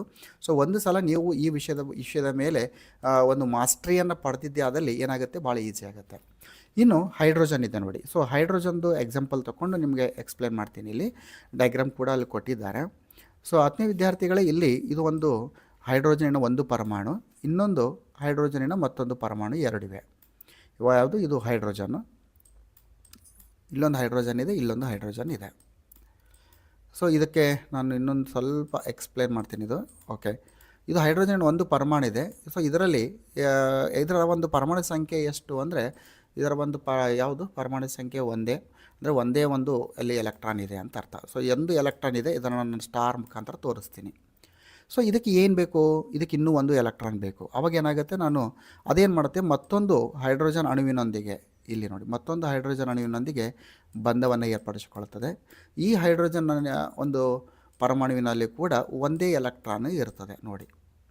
ಸೊ ಈ ರೀತಿ ಬಂಧವನ್ನು ಏರ್ಪಡಿಸೋದ್ರ ಮುಖಾಂತರ ನೋಡಿ, ಈಗ ಈ ಹೈಡ್ರೋಜನ್ ಏನಿದೆ ಇದಕ್ಕೆ ಕೂಡ 2 ಎಲೆಕ್ಟ್ರಾನ್ ಸಿಕ್ತು, ಇದಕ್ಕೂ ಕೂಡ 2 ಎಲೆಕ್ಟ್ರಾನ್ಗಳು ಪರಸ್ಪರ ಹಂಚಿಕೊಳ್ಳೋದ್ರ ಮುಖಾಂತರ ಸಹವೆಲೆನ್ಸಿಯ ಬಂಧವನ್ನು ಏರ್ಪಡಿಸಿಕೊಳ್ಳೋದ್ರ ಮುಖಾಂತರ ಏನಾಯಿತು ಅಂದರೆ ಇಲ್ಲಿ ಬಂಧವನ್ನು ಏರ್ಪಡಿಸ್ಕೊಳ್ತೇವೆ ನೋಡಿ. ತಾವು ಗಮನಿಸ್ತಾ ಇದ್ರಿ, 2 ಎಲೆಕ್ಟ್ರಾನ್ಗಳನ್ನು ಇದು ಹಂಚಿಕೊಂಡಿದೆ ಅಂತ ನಾವು ಇಲ್ಲಿ ಹೇಳ್ತೀವಿ. ಸೊ ಇದು ಕೂಡ ನಿಮಗೆ ಎಕ್ಸಾಂಪಲ್ನಲ್ಲಿ ಭಾಳ ಸಿಂಪಲ್ ಆಗಿರುವಂಥ ಎಕ್ಸಾಂಪಲ್ ಇದೆ. ಇನ್ನೂ ಸಾಕಷ್ಟು ಎಕ್ಸಾಂಪಲ್ಗಳನ್ನು ನಾನು ಮಾಡಿಸ್ತೀನಿ, ನಾನು ಭಾಳ ಪ್ರಾಕ್ಟೀಸನ್ನು ಮಾಡಿಸ್ತಾ ಹೋಗ್ತೀನಿ. ನೋಡಿ, ಇಲ್ಲಿ ಇದೆ 2 ಹೈಡ್ರೋಜನ್ ಪರಮಾಣುಗಳ ನಡುವೆ ಯಾವ ರೀತಿ ಒಂದು ಸಹವೆಲೆನ್ಸಿ ಬಂಧ ಇದೆ. ಬಟ್ ಇಲ್ಲಿ ನೋಡ್ತಾ ಹೋದಾಗ ಕೇವಲ ಒಂದೊಂದು ಎಲೆಕ್ಟ್ರಾನ್ಗಳನ್ನು ಹಂಚಿಕೊಂಡಿದೆ. ಅಂದರೆ 2 ಹೈಡ್ರೋಜನ್ ಪರಮಾಣುಗಳ ನಡುವೆ ಏನು ಸಹವೆಲೆನ್ಸಿ ಬಂಧ ಆಗಿದೆ, ಅದು ಅಲ್ಲಿ ಕೇವಲ ಒಂದೊಂದು ಎಲೆಕ್ಟ್ರಾನ್ಗಳನ್ನು ಹಂಚಿಕೊಳ್ಳುವುದರಿಂದ ಇದನ್ನು ಯಾವ ರೀತಿ ಸೂಚಿಸ್ತೇವೆ ಅಂದರೆ, ಹೈಡ್ರೋಜನ್ ಮತ್ತು ಹೈಡ್ರೋಜನ್ ನಡುವೆ ಬಂಧವನ್ನು ನಾವು ಏಕಬಂಧ, ಒಂದು ಗೆರೆಯನ್ನು ಎಳೆಯುವುದರ ಮುಖಾಂತರ ನಾವು ಏನು ಮಾಡ್ತೀವಿ ಅಂದರೆ ಈ ಸಹವೆಲೆನ್ಸಿಯ ಬಂಧವನ್ನು ನಾವು ಸೂಚಿಸ್ತೀವಿ. ಸೊ ಇದನ್ನು ನಾವೇನಂತ ಕರಿತೀವಿ, ಏಕಬಂಧ ಅಂತ ಕರಿತೀವಿ. ನೋಟ್ ಮಾಡ್ಕೊಳ್ಳಿ, ಯಾವುದೇ ಒಂದು ಕಾರ್ಬನ್ ನಡುವೆ ಇರ್ಬೋದು, ಕಾರ್ಬನ್ ಮತ್ತು ಹೈಡ್ರೋಜನ್ ನಡುವೆ ಇರ್ಬೋದು, ಈ ರೀತಿ 2 ಧಾತುಗಳ ನಡುವೆ ಒಂದೊಂದು ಎಲೆಕ್ಟ್ರಾನ್ಗಳನ್ನು ಹಂಚಿಕೊಳ್ಳೋದ್ರ ಮುಖಾಂತರ ಸಹವೆಲೆನ್ಸಿಯ ಬಂಧ ಉಂಟಾದರೆ ಅದು ಆ ಬಂಧವನ್ನು ನಾವು ಏಕಬಂಧ ಅಂತ ಕರಿತೀವಿ. ಏಕಬಂಧ ಅಂತ ನಾವು ಕರಿತೀವಿ. ಈ ರೀತಿಯ ಸಂಯುಕ್ತಗಳನ್ನು ನಾವು ಏನಂತ ಕರಿತೀವಿ, ಪರ್ಯಾಪ್ತ ಕಾರ್ಬನ್ ಸಂಯುಕ್ತಗಳು ಅಂತ ಹೇಳ್ತೀವಿ, ಪರ್ಯಾಪ್ತ ಸಂಯುಕ್ತಗಳು ಅಂತ ಕೂಡ ಹೇಳ್ತೀವಿ. ಇನ್ನೂ ಸ್ವಲ್ಪ ಡೀಟೇಲ್ ಆಗಿರುವಂಥ ಡಿಸ್ಕಷನನ್ನು ಈಗ ನಾವು ಮುಂದೆ ಮಾಡ್ತಾ ಹೋಗ್ತಿರ್ತೀವಿ. ಸೊ ಏಕಬಂಧ ಅಂದರೆ ಯಾವಾಗ ಕರಿಬೇಕು ಅಂದರೆ, 2 ಪರಮಾಣುಗಳ ನಡುವೆ ಒಂದು ಎಲೆಕ್ಟ್ರಾನ್ಗಳನ್ನು ಹಂಚಿಕೊಳ್ಳುವುದರ ಮುಖಾಂತರ ಅಲ್ಲಿ ಸಹವೆಲೆನ್ಸಿ ಬಂಧ ಉಂಟಾದಾಗ ಅದೇನಾಗುತ್ತೆ, ಅದನ್ನು ಒಂದು ಗೆರೆಯ ಮುಖಾಂತರ ಸೂಚಿಸ್ತೀವಿ. ಇದನ್ನು ಏಕಬಂಧ ಅಂತ ನಾವು ಕರಿತೀವಿ. ಏನಾದರೂ ಕ್ವಶನ್ಸ್ ಇದ್ದರೆ ಕಾಮೆಂಟ್ ಬಾಕ್ಸ್ನಲ್ಲಿ ಕಾಮೆಂಟ್ ಮಾಡಿ, ಅದನ್ನು ನೋಡ್ತಾ ಡಿಸ್ಕಷನ್ ಮಾಡ್ತಾ ಹೋಗೋಣ. ಸೊ 10ನೇ ವಿದ್ಯಾರ್ಥಿಗಳ, ಇನ್ನು ಕ್ಲೋರಿನ್ ಪರಮಾಣು ಸಂಖ್ಯೆ ಬಗ್ಗೆ ಇಲ್ಲಿ ಚಿತ್ರ ಕೊಟ್ಟಿಲ್ಲ, ಅದನ್ನು ಎಕ್ಸ್ಪ್ಲೇನ್ ಮಾಡ್ತೀನಿ. ಯಾಕಂದರೆ ಸಾಕಷ್ಟು ಬಾರಿ ವಾರ್ಷಿಕ ಪರೀಕ್ಷೆಯಲ್ಲಿ ಈ ರೀತಿಯ ಪ್ರಶ್ನೆಗಳು ಕೇಳಿದ್ದಾರೆ, ಅದಕ್ಕಾಗಿ. ಸೊ 10ನೇ ವಿದ್ಯಾರ್ಥಿಗಳ, ಇಲ್ಲಿ ಕ್ಲೋರಿನ್ ಬಗ್ಗೆ ನಾನು ಎಕ್ಸ್ಪ್ಲೇನ್ ಮಾಡ್ತೀನಿ. ಸೊ ಕ್ಲೋರಿನಿನ ಒಂದು ಏನಿದೆ ಅಂತ ನೋಡ್ತಾ ಹೋಗೋಣ. ಇಲ್ಲಿ ಕ್ಲೋರಿನ್ ಏನಿದೆ, ಸೊ ಕ್ಲೋರಿನಿನ ಪರಮಾಣು ಸಂಖ್ಯೆ 17. ಕ್ಲೋರಿನ್ನ ಪರಮಾಣು ಸಂಖ್ಯೆ ಎಷ್ಟಿದೆ, 17 ನೋಡಿ. ಇಲ್ಲಿ ನಾನು ಡಿಟೇಲಾಗಿ ಎಕ್ಸ್ಪ್ಲೇನ್ ಮಾಡ್ತಾ ಹೋಗ್ತೀನಿ. ಕ್ಲೋರಿನ್ನ ಒಂದು ಪರಮಾಣು ಸಂಖ್ಯೆ ಎಷ್ಟು ಅಂದರೆ 17 ಇದೆ. ಸೊ ನಾವು ಈಗಾಗಲೇ ಎಕ್ಸ್ಪ್ಲೇನ್ ಮಾಡಿರುವ ಹಾಗೆ K, L, M ಮತ್ತು N ಶೆಲ್ಗಳಿವೆ. Kನಲ್ಲಿ 2 ಆಯಿತು, 2, Lನಲ್ಲಿ 8 ಆಗಿದೆ. ಸೊ ಈ ರೀತಿ ನೋಡಿ, ಇಲ್ಲಿ ಈ ಒಂದು ಕ್ಲೋರಿನಿನ ಒಂದು ಎಷ್ಟು ನೋಡ್ತಾ ಹೋಗೋಣ. ಕ್ಲೋರಿನಿನ ಒಂದು ಪರಮಾಣು ಸಂಖ್ಯೆ ಎಷ್ಟು, 17 ಅಂತ ಇದೆ. ಸೊ 17 ಅಂತ ಬಂದಾಗ ಈಗ ನಮಗೆ ಇಲ್ಲಿ 2 ಆಯಿತು, Kನಲ್ಲಿ 2 ಆಗಿದೆ, 2 ಎಲೆಕ್ಟ್ರಾನ್ಗಳು ಬಂತು. L ಶೆಲ್ನಲ್ಲಿ 8 ಎಲೆಕ್ಟ್ರಾನ್ಗಳು ಬಂತು. ಇಲ್ಲಿ 8 + 2 ಎಷ್ಟಾಯಿತು, 10 ಆಯಿತು. M ಶೆಲ್ನಲ್ಲಿ ಎಷ್ಟು ಬರ್ತವೆ ಅಂದರೆ 7 ಎಲೆಕ್ಟ್ರಾನ್ಗಳು ಬರ್ತವೆ. ಎಷ್ಟು, 7 ಎಲೆಕ್ಟ್ರಾನ್ಗಳು ಇಲ್ಲಿ ಬಂತು. ಇದು ಭಾಳ ಇಂಪಾರ್ಟೆಂಟ್. ಸೊ ನೋಡ್ತಾ ಹೋಗೋಣ. ಸೊ 10ನೇ ವಿದ್ಯಾರ್ಥಿಗಳೇ, ಇಲ್ಲಿ ನಿಮಗಾಗಿ ಒಂದು ಚಿತ್ರವನ್ನು ಕೂಡ ನಾನು ತಂದಿಟ್ಟಿದ್ದೀನಿ. ಸೊ ಇಲ್ಲಿ ಚಿತ್ರವನ್ನು ತಾವು ಗಮನಿಸ್ತಾ ಹೋದಾಗ ಅದೇನಾಗ್ತದೆ ಅಂದರೆ 1 2 3 4 5 6 7. ಸೊ ಇಲ್ಲಿ ಈ ಒಂದು ಅತ್ಯಂತ ಹೊರಕವಚದಲ್ಲಿ 7 ಎಲೆಕ್ಟ್ರಾನ್ಗಳು ಇರ್ತವೆ. ಕ್ಲೋರಿನ್ನ ಅತ್ಯಂತ ಹೊರಕವಚದಲ್ಲಿ ಎಷ್ಟು ಎಲೆಕ್ಟ್ರಾನ್ ಇರ್ತವೆ ಅಂದರೆ 7 ಎಲೆಕ್ಟ್ರಾನ್ಗಳು ಇರುವುದನ್ನು ನಾವು ಇಲ್ಲಿ ಗಮನಿಸ್ತೀವಿ. ಇದಕ್ಕೆ ಇನ್ನೂ 1 ಎಲೆಕ್ಟ್ರಾನ್ ಬೇಕು, ಅದು ರಾಜನಿಲ ಸ್ಥಿತಿಯನ್ನು ತಲುಪಲಿಕ್ಕೆ ಅಂತ ನಾವು ಹೇಳ್ತೀವಿ ನೋಡಿ. ಸೊ ಇದನ್ನು ತಾವು ಗಮನಿಸಬೇಕು. ಇನ್ನೂ 1 ಎಲೆಕ್ಟ್ರಾನ್ ಇದಕ್ಕೆ ಬೇಕು ಅಂತ. ಸೊ ಈಗ ಈ ಒಂದು ರಾಜನಿಲ ಸ್ಥಿತಿಯನ್ನು ಯಾವ ರೀತಿ ತಲುಪುತ್ತೆ ಅಂದರೆ ಅದು ಮತ್ತೊಂದು ಕ್ಲೋರಿನ್ ಅಣುವಿನೊಂದಿಗೆ ಅದು ಸಹವಲೆನ್ಸಿಯ ಬಂಧವನ್ನು ಏರ್ಪಡಿಸಿಕೊಳ್ತದೆ. ಸೊ ಈ ರೀತಿ ಸಹವಲೆನ್ಸಿಯ ಬಂಧವನ್ನು ಏರ್ಪಡಿಸಿಕೊಳ್ಳೋದ್ರ ಮುಖಾಂತರ ಏನಾಗುತ್ತೆ ಅಂದರೆ ಪ್ರತಿಯೊಂದು ಕ್ಲೋರಿನ್ ಏನು ಮಾಡುತ್ತೆ, ಇಲ್ಲಿ ಒಂದು ರಾಜ ಅನಿಲ ಸ್ಥಿತಿಯನ್ನು ತಲುಪ್ತದೆ ಅಂತ ನಾವು ಇಲ್ಲಿ ಹೇಳ್ತೀವಿ. ನೋಡಿ, ಈ ಚಿತ್ರವನ್ನು ಸ್ವಲ್ಪ ಡ್ರಾ ಮಾಡ್ಕೊಳ್ಳಿ, ವಿಡಿಯೋವನ್ನು ಪೌಸ್ ಮಾಡಿ. ಲೈವ್ ನೋಡುವಾಗ ವಿಡಿಯೋ ಪೌಸ್ ಆಗೋದಿಲ್ಲ, ಬಟ್ ತದನಂತರ ನೀವು ಅದನ್ನು ಸ್ಕ್ರೀನ್ಶಾಟ್ ಕೂಡ ತೆಗೆದುಕೊಳ್ಬೋದು. ಎಕ್ಸಾಮ್ನಲ್ಲಿ ನಿಮಗೆ ಕೇಳಿದ್ದಾರೆ, ಇದು ಈ ರೀತಿಯ ಪ್ರಶ್ನೆಗಳನ್ನು ಕೇಳಿದ್ದಾರೆ, ಅದಕ್ಕಾಗಿ ನೀವು ಅದನ್ನು ನೋಡಬೇಕಾಗತ್ತೆ. ಸೊ ಇದಾದಮೇಲೆ ಈಗ ಆಕ್ಸಿಜನಿನ ಅಣುವಿನಲ್ಲಿ 2 ಆಕ್ಸಿಜನ್ಗಳ ಪರಮಾಣು, ಇಲ್ಲಿ ನೋಡಿ ಆಕ್ಸಿಜನಿನ 2 ಪರಮಾಣುಗಳಿದೆ. ಸೊ ಆಕ್ಸಿಜನ್ನ ಒಂದು ನೋಡ್ತಾ ಹೋದಾಗ ಆಕ್ಸಿಜನ್ನ ಪರಮಾಣು ಸಂಖ್ಯೆ ಎಷ್ಟು? 8 ಇದೆ. ಆಕ್ಸಿಜನ್ನ ಪರಮಾಣು ಸಂಖ್ಯೆ ಎಷ್ಟು? 8. ಸೊ ಹಾಗೆ ಏನಾಗುತ್ತೆ, ಕೆ ಶೆಲ್ನಲ್ಲಿ 2 ಎಲೆಕ್ಟ್ರಾನ್ಗಳಿರ್ತವೆ. ಇನ್ನು ಎಲ್ ಶೆಲ್ನಲ್ಲಿ ಏನಾಗುತ್ತೆ ಅಂದರೆ ಅಲ್ಲಿ 6 ಎಲೆಕ್ಟ್ರಾನ್ಗಳು. ಅದಕ್ಕೆ ಇನ್ನೂ 2 ಎಲೆಕ್ಟ್ರಾನ್ಗಳು ಬೇಕು. ನೋಡಿ, ಇದು ನಿಮಗೆ ಪರ್ಫೆಕ್ಟ್ ಆಗಬೇಕು. 9ನಲ್ಲಿ ಇದೆ ಇದು, ಅದು ಕೂಡ ಇಲ್ಲಿ ನಾನು ಎಕ್ಸ್ಪ್ಲೇನ್ ಮಾಡ್ತೀನಿ. ಯಾವುದೇ ರೀತಿಯ ಹೆದರುವಂಥ ಅವಶ್ಯಕತೆ ಇಲ್ಲ. ನಾನು ನೋಡಿ, ಇಲ್ಲಿ ಕೆ ಶೆಲ್ ಇದೆ, 2ನೇದು ಎಲ್ ಶೆಲ್ ಇದೆ, 3ನೇದು ಎಮ್ ಶೆಲ್ ಇದೆ, 4ನೇದು ಎನ್ ಶೆಲ್ ಇದೆ. ಸೊ ಕೆ ಶೆಲ್ಲಿನ ಈಗಾಗಲೇ ಹೇಳಿದ್ದೇನೆ, ನಾನು ಭಾಳ ಸಲ ರಿಪೀಟ್ ಮಾಡ್ತಿರ್ತೀನಿ, ಯಾಕಂದರೆ ಇದು ನಿಮಗೆ ಪರ್ಫೆಕ್ಟ್ ಆಗಬೇಕಾಗತ್ತೆ. ಇದು ಇಲ್ಲಿ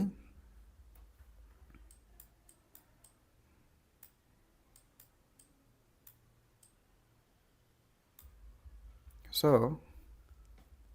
ಇಲ್ಲಿ ಏನಾಗುತ್ತೆ ಅಂದರೆ ಇದು 8 ಇದೆ. 8 ಅಂತ ಬಂದಾಗ 2 ಎಲೆಕ್ಟ್ರಾನ್ಗಳು ಕೆ ಶೆಲ್ನಲ್ಲಿ ಬರ್ತವೆ, ಇನ್ನು 6 ಎಲೆಕ್ಟ್ರಾನ್ಗಳು ಇಲ್ಲಿ ಬರ್ತವೆ. ಇನ್ನು ಇದು ರಾಜನಿಲ ಸ್ಥಿತಿಯನ್ನು ತಲುಪಬೇಕಾದ್ರೆ ಇದಕ್ಕೆ ಇನ್ನೂ 2 ಎಲೆಕ್ಟ್ರಾನ್ಗಳು ಬೇಕು, ಇದಕ್ಕೆ ಇನ್ನೂ 2 ಎಲೆಕ್ಟ್ರಾನ್ಸು ಬೇಕು. ಸೊ 2 ಎಲೆಕ್ಟ್ರಾನ್ಗಳನ್ನು ಪಡೆದುಕೊಂಡು ಏನು ಮಾಡುತ್ತೆ ಅಂದರೆ ಅದು ರಾಜನಿಲ ಸ್ಥಿತಿಯನ್ನು ತಲುಪ್ತದೆ ಅಂತ ನಾವು ಹೇಳ್ತೀವಿ. ಸೊ ಇಲ್ಲೇನಾಗುತ್ತೆ ಅಂದರೆ ಈ ಆಮ್ಲಜನಕ ಮತ್ತೊಂದು ಆಮ್ಲಜನಕದ ಪರಮಾಣುವಿನೊಂದಿಗೆ, ತಾವು ಗಮನಿಸ್ತಾ ಇದ್ದೀರಿ, ಒಂದು ಆಮ್ಲಜನಕ ಏನಿದೆ ಮತ್ತೊಂದು ಆಮ್ಲಜನಕದ ಪರಮಾಣುವಿನೊಂದಿಗೆ ತನ್ನಲ್ಲಿರುವಂಥ 2 ಎಲೆಕ್ಟ್ರಾನ್ಗಳನ್ನು ಹಂಚಿಕೊಳ್ಳುತ್ತೆ. ಹೈಡ್ರೋಜನ್ನಲ್ಲಿ ಏನಾಗಿತ್ತು, 1 ಎಲೆಕ್ಟ್ರಾನ್ ಹಂಚಿಕೊಂಡಿತ್ತು. ಆಮ್ಲಜನಕದಲ್ಲಿ ಏನಾಗಿದೆ ಅಂದರೆ 2 ಎಲೆಕ್ಟ್ರಾನ್ಗಳನ್ನು ಹಂಚಿಕೊಳ್ಳೋದ್ರ ಮುಖಾಂತರ ಸಹವಲೆನ್ಸಿಯ ಬಂಧವನ್ನು ಅದು ಮಾಡಿಕೊಳ್ಳುತ್ತದೆ.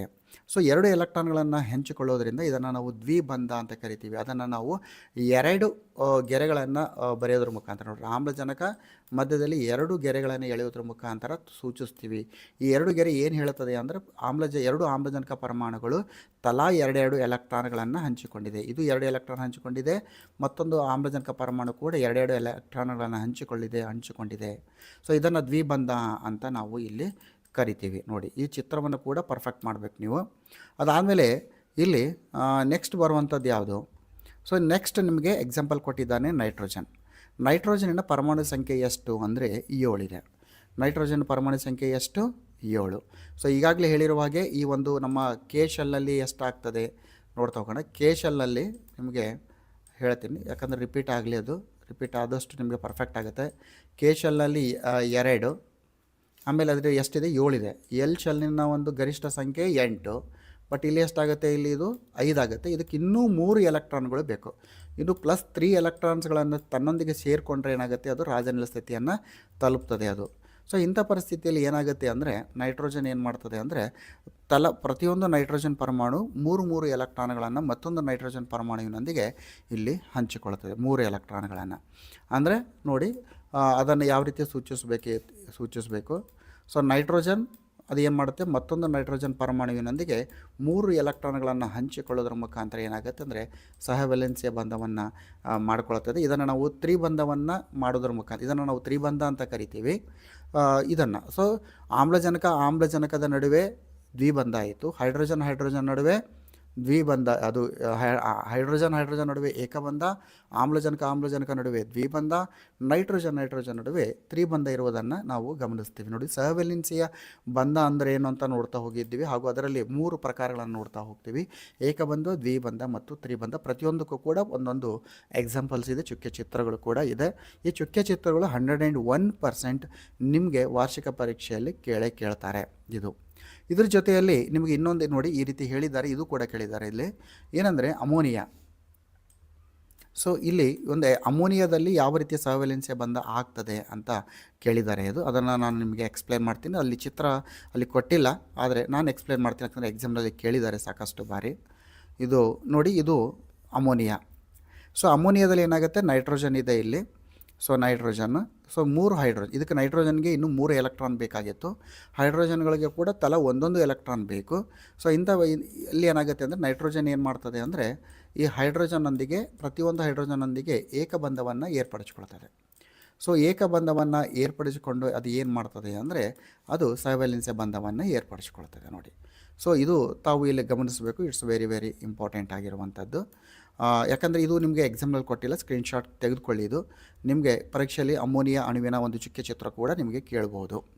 ಇದು ನೀರಿನ ಅಣುವಿನೊಂದಿಗೆ ನೀರಿನ ಅಣು ನೋಡಿ, ನೀರಿನ ಅಣು. ಸೊ ಆಮ್ಲಜನಕಕ್ಕೆ 2 ಎಲೆಕ್ಟ್ರಾನ್ಗಳು ಬೇಕಾಗಿತ್ತು. ಅದು 2 ಹೈಡ್ರೋಜನ್ನೊಂದಿಗೆ ಸಹವ್ಯಾಲೆನ್ಸಿಯ ಬಂಧವನ್ನು ಏರ್ಪಡಿಸಿಕೊಳ್ಳುತ್ತದೆ.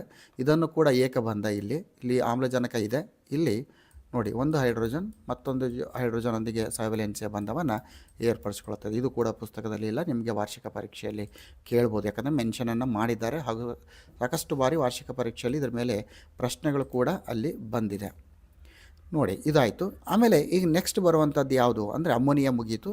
ಸೊ 3 ಎಕ್ಸಾಂಪಲ್ಸನ್ನು ನಾವು ಡಿಟೇಲ್ ಆಗಿ ನೋಡಿದ್ದೀವಿ ನಾವೀಗ. ಹೈಡ್ರೋಜನ್ ನಡುವೆ ಏಕಬಂಧ, ಆಮ್ಲಜನಕ ನಡುವೆ ದ್ವಿಬಂಧ, ಹಾಗೂ ನೈಟ್ರೋಜನ್ ನಡುವೆ ತ್ರಿಬಂಧ. ಇದನ್ನು ಹೊರತುಪಡಿಸಿ ಅಮೋನಿಯಾ ಎಕ್ಸಾಂಪಲ್ ಇದೆ, ನೀರಿನ ಅಣುವಿನ ಎಕ್ಸಾಂಪಲ್ಸ್ ಕೂಡ ನಿಮ್ಮೊಂದಿಗೆ ಡಿಸ್ಕಸನ್ನು ನಾನು ಮಾಡಿದ್ದೀನಿ. ಈಗ ಮೀಥೇನಿನ ಎಲೆಕ್ಟ್ರಾನ್ ಚುಕ್ಕಿ ಚಿತ್ರ, ಮೀಥೇನ್ ಅಂತ ಹೇಳ್ತೀವಿ. ಇದೇನು ಸರ್ ಮೀಥೇನ್ ಅಂದರೆ ಮುಂದಿನ ಒಂದು ಇದು ಕ್ಲಾಸ್ನಲ್ಲಿ ಕೇಳ್ತಾ ಹೋಗ್ತೀರಿ, ಇದ್ರ ಬಗ್ಗೆ ಇನ್ನೂ ಡಿಟೇಲಾಗಿ ಹೇಳ್ತೀನಿ. ಮೀಥೇನ್ ಅಂತ ಬಂದಾಗ ಒಂದು ಕಾರ್ಬನ್ ಅಣು ಏನು ಮಾಡುತ್ತೆ ಅಂತ ಪರಮಾಣು ಏನು ಮಾಡುತ್ತೆ, 4 ಎಲೆಕ್ಟ್ರಾನ್ಗಳನ್ನು ಯಾವ ರೀತಿ ಪಡೆಯುತ್ತೆ ಅಂದರೆ ಅದು ಹೈಡ್ರೋಜನ್ಗಳೊಂದಿಗೆ ಸಹವ್ಯಾಲೆನ್ಸಿಯ ಬಂಧವನ್ನು ಏರ್ಪಡಿಸಿಕೊಳ್ಳೋದ್ರ ಮುಖಾಂತರ ಅದು ಏನು ಮಾಡುತ್ತೆ, ಒಂದು ರಾಜನಿಲ ಸ್ಥಿತಿಯನ್ನು ತಲುಪ್ತದೆ. ಇದನ್ನು ನಾವು ಮೀಥೇನ್ ಅಂತ ಕರಿತೀವಿ. ಅದರ ಒಂದು ಸರಣಿಯನ್ನು ನಾವು ಎಕ್ಸ್ಪ್ಲೇನ್ ಮಾಡ್ತೀವಿ ನಾವು ಈಗ. ಸೊ ಇಲ್ಲಿ ಏನಾಗುತ್ತೆ ಅಂದರೆ ಪ್ರತಿಯೊಂದು ಹೈಡ್ರೋಜನ್ ನಡುವೆ ಒಂದೊಂದು ಏಕಬಂಧವನ್ನು ಇದು ಒಳಗೊಂಡಿದೆ. ತಾವು ಗಮನಿಸಬೇಕು, ಏಕಬಂಧವನ್ನು ಒಳಗೊಂಡಿದೆ. ಯಾಕಂದರೆ ಕಾರ್ಬನ್ ಮತ್ತು ಹೈಡ್ರೋಜನ್ ನಡುವೆ ಒಂದೊಂದು ಎಲೆಕ್ಟ್ರಾನ್ಗಳನ್ನು ಹಂಚಿಕೊಳ್ಳೋದ್ರ ಮುಖಾಂತರ ಸಹವ್ಯಾಲೆನ್ಸಿಯ ಬಂಧ ಆಗಿರುವುದನ್ನು ನಾವು ಇಲ್ಲಿ ಗಮನಿಸ್ತೀವಿ. ಅದಕ್ಕಾಗಿ ಕಾರ್ಬನಿನ ವೆಲೆನ್ಸಿಯಷ್ಟು 4, ಇದನ್ನು ಟೆಟ್ರಾವೆಲೆಂಟ್ ಅಂತ ಕೂಡ ನಾವು ಕರಿತೀವಿ. ಸೊ ಈಗ ಇಲ್ಲಿ ನೋಡಿ, ಈಗಾಗಲೇ ಏಕಬಂಧ ನೋಡಿದ್ವಿ, ದ್ವಿಬಂಧ ನೋಡಿದ್ವಿ, ಹಾಗೂ ತ್ರಿಬಂಧ ನೋಡಿದ್ವಿ. ಇಲ್ಲಿ ಒಂದು ನೀವು ನೋಟ್ ಮಾಡ್ಕೋಬೇಕು, ಏನಂದರೆ ಇಲ್ಲಿ ಕಾರ್ಬನ್ ಮತ್ತು ಕಾರ್ಬನ್ ನಡುವೆ ಇರ್ಬೋದು, ಅಥವಾ ಕಾರ್ಬನ್ ಅಥವಾ ಇತರ ಧಾತುಗಳೊಂದಿಗೆ ಏಕಬಂಧ ಇದ್ದರೆ ಅದನ್ನು ಪರ್ಯಾಪ್ತ ಕಾರ್ಬನ್ ಸಂಯುಕ್ತಗಳು ಅಂತ ಕರಿತೀವಿ ನಾವು, ಪರ್ಯಾಪ್ತ ಅಂತ ಹೇಳ್ತೀವಿ. ಕಾರ್ಬನ್ ನಡುವೆ ಅಥವಾ ಕಾರ್ಬನ್ ಇತರ ಧಾತುಗಳ ನಡುವೆ ದ್ವಿಬಂಧ ಅಥವಾ ತ್ರಿಬಂಧ ಇದ್ದರೆ ಇದನ್ನು ಬರ್ಕೊಳ್ಬೇಕು ನೀವು.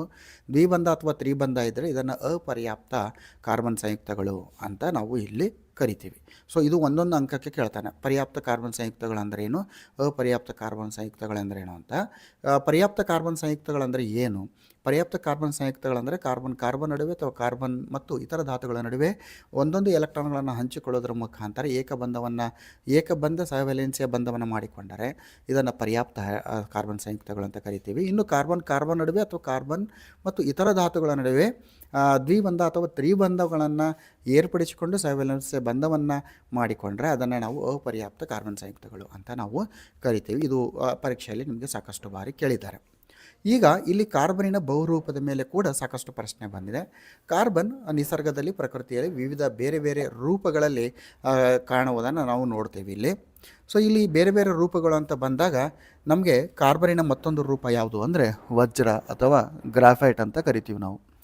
ಸೊ ವಜ್ರ ಕೂಡ ಕಾರ್ಬನಿನ ಒಂದು ರೂಪ ಇದೆ. ಸೊ ವಜ್ರದಲ್ಲಿ ಒಂದು ರಚನೆ ನೋಡಿ, ಇಲ್ಲಿ ಸ್ಟ್ರಕ್ಚರಲ್ ಫಾರ್ಮುಲಾ ಅಂತ ಹೇಳ್ತೀವಿ ನಾವು, ರಚನಾ ಸೂತ್ರವನ್ನು ನೋಡ್ತಾ ಹೋಗಿ. ವಜ್ರದಲ್ಲಿ ಏನಾಗುತ್ತೆ ಅಂದರೆ ನೋಡಿ, ಇದು ಭಾಳ ಇಂಪಾರ್ಟೆಂಟ್. ವಜ್ರ ಯಾಕೆ ಅತ್ಯಂತ ಕಠಿಣವಾಗಿದೆ ಅಂತ. ಸೊ ವಜ್ರದಲ್ಲಿ ಏನಾಗುತ್ತೆ, ಒಂದು ಕಾರ್ಬನಿನ ಪರಮಾಣು ಅದು 4 ಕಾರ್ಬನಿನ ಪರಮಾಣುಗಳೊಂದಿಗೆ ಸಹವ್ಯಾಲೆನ್ಸಿಯ ಬಂಧವನ್ನು ಏರ್ಪಡಿಸ್ಕೊಳ್ತದೆ ನೋಡಿ. ಇದೇ ಇದರ ಸ್ಪೆಷಾಲಿಟಿ, ಬೇರೆ ಧಾತುಗಳೊಂದಿಗೆ ಇಲ್ಲ. ಹಾಗೂ ಜೊತೆಯಲ್ಲಿ 4 ಏನು ಎಲೆಕ್ಟ್ರಾನ್ಸ್ ಇದೆ ಅದು ಕಂಪ್ಲೀಟಾಗಿ 4 ಧಾತುಗಳೊಂದಿಗೆ ಏನಾಗಿದೆ ಅಂದರೆ ಇಲ್ಲಿ ಬಂಧವನ್ನು ಏರ್ಪಡಿಸ್ಕೊಂಡಿದೆ. ಹಾಗಾಗಿ ಈ ಕಾರ್ಬನ್ ನಡುವೆ ಇರುವಂತಹ ಸಹವ್ಯಾಲೆನ್ಸಿಯ ಬಂಧವನ್ನು ಅದು ತುಂಡರಿಸಲಿಕ್ಕೆ, ಅದನ್ನು ಬ್ರೇಕ್ ಮಾಡಲಿಕ್ಕೆ ಆಗೋದಿಲ್ಲ. ಅದಕ್ಕಾಗಿ ವಜ್ರ ಅತ್ಯಂತ ಕಠಿಣ. ಇನ್ನು ಗ್ರಾಫೈಟ್ ಅಂತ ಬಂದಾಗ ಏನಾಗುತ್ತೆ, ಇಲ್ಲಿ ಕಾರ್ಬನ್ ಏನು ಮಾಡ್ತದೆ ಅಂದರೆ 3 ಕಾರ್ಬನ್ ಪರಮಾಣುಗಳೊಂದಿಗೆ ಅದೇನು ಮಾಡ್ತದೆ, ಸಹವ್ಯಾಲೆನ್ಸಿಯ ಬಂಧವನ್ನು ಏರ್ಪಡಿಸ್ಕೊಳ್ತದೆ. ಸರ್ ಹಾಗಾದರೆ ಹೇಗೆ ಸರ್, ಕಾರ್ಬನಿನ ವೇಲೆನ್ಸಿ 4 ಇದೆ, ಅದು 4 ಪರಮಾಣುಗಳೊಂದಿಗೆ ಬಂಧವನ್ನು ಏರ್ಪಡಿಸ್ಬೇಕು ಅಂದಾಗ ಅದೇನು ಮಾಡುತ್ತೆ, ಮತ್ತೊಂದು ಕಾರ್ಬನ್ನೊಂದಿಗೆ ದ್ವಿಬಂಧವನ್ನು ಏರ್ಪಡಿಸ್ಕೊಳ್ತದೆ.